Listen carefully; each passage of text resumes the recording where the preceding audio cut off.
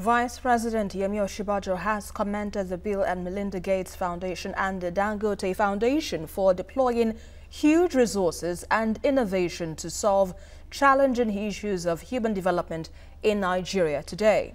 He said this on the special session of the National Economic Council on Human Capital Development at the Presidential Villa in Abuja. State House correspondent Maria Olasheinde reports.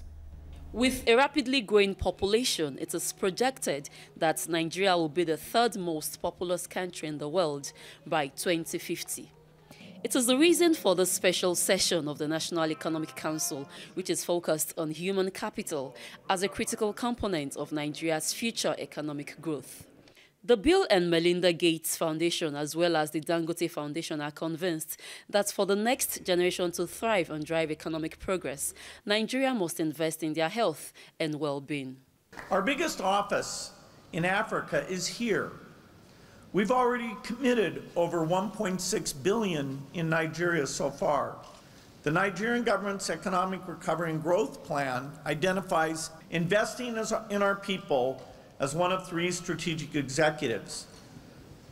But the execution priorities don't fully reflect people's needs.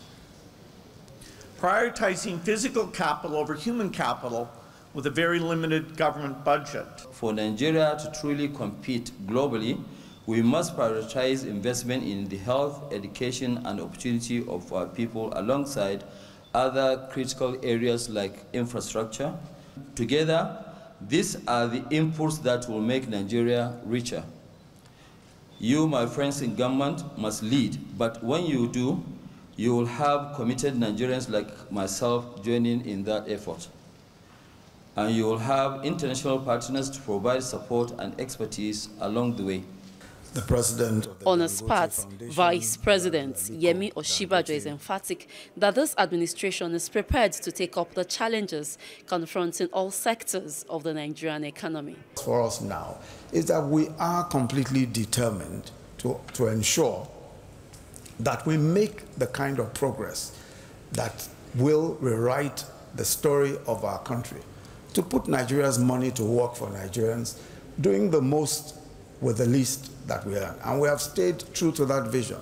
Even as oil prices went into free fall, we've ramped up investments in infrastructure, as well as our social spending. We're aggressively expanding government revenues by plugging leakages and widening the tax net to ensure that government is able to invest more in the things that matter. Our education and health budgets at all levels of government are nowhere near optimal levels, but I can assure you that we possess the political will and vision to make the needed investments for today and for tomorrow, and that we are on the path of progress. It is expected that the event will facilitate global linkages and bridge technical and other resource gaps in meeting Nigeria's development. Maria Olasheinde, TVC News, Abuja.